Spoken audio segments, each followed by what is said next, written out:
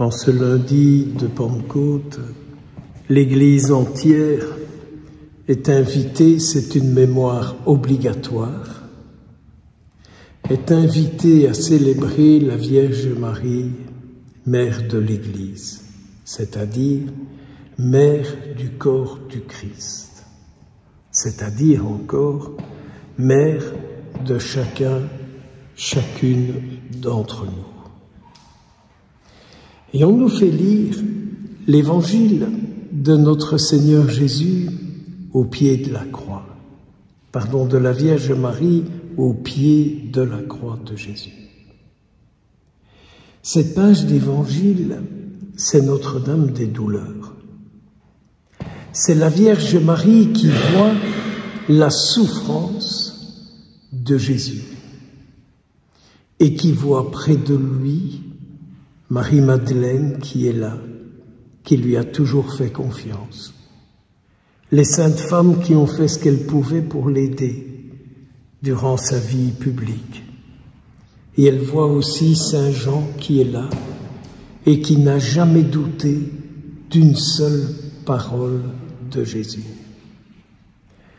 La première question que j'ai envie de vous poser, c'est « Mais dans lequel de celles et ceux qui sont là, est-ce que vous vous ressentez le plus proche?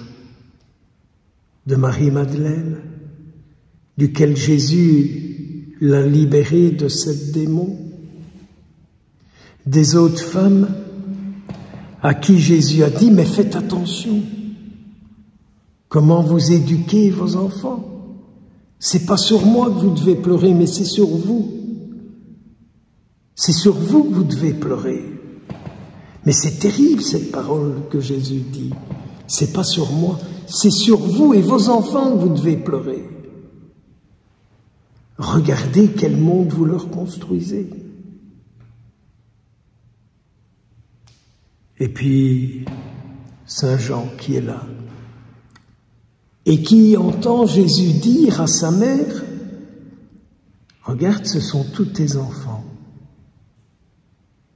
Et à dire aux disciples « C'est votre mère. » Est-ce que vous pouvez vous imaginer la fonction, la mission d'une mère parfaite?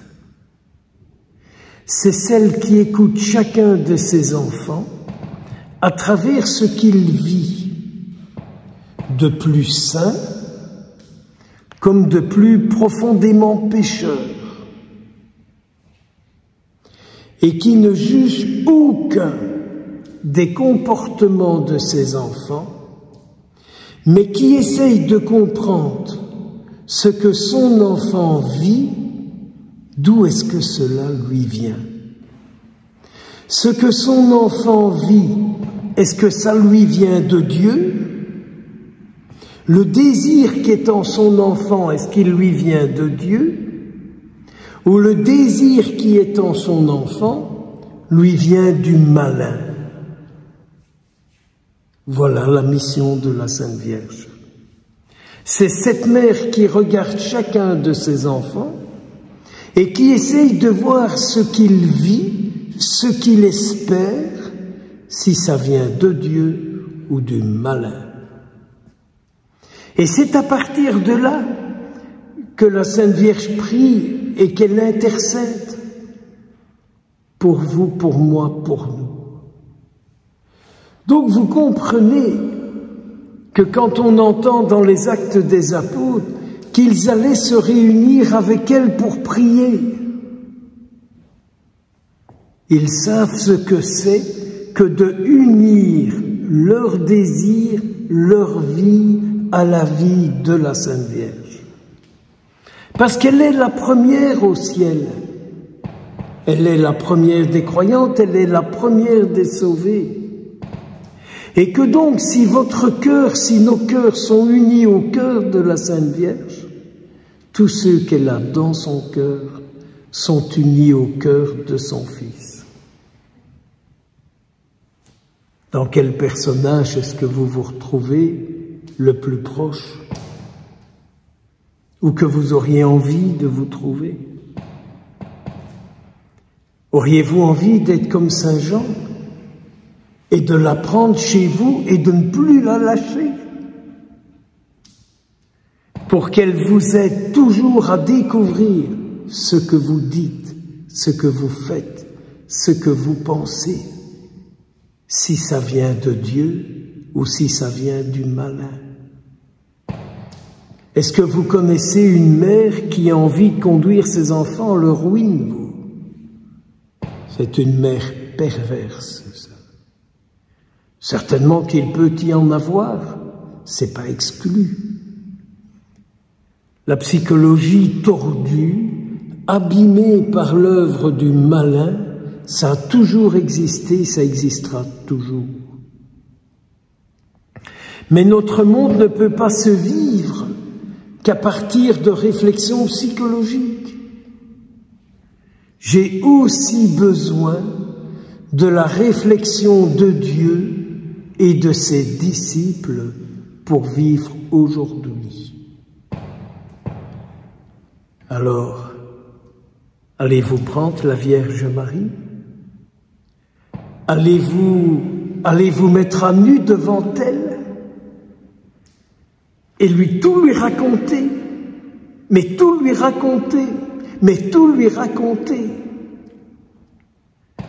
C'est tout autre chose que de dire « ça je vais dire, ça je ne vais pas dire, ça je vais présenter comme ça, ça je vais m'arranger pour qu'elle le comprenne comme ça ». Ça c'est déjà œuvrer avec un esprit un peu tordu.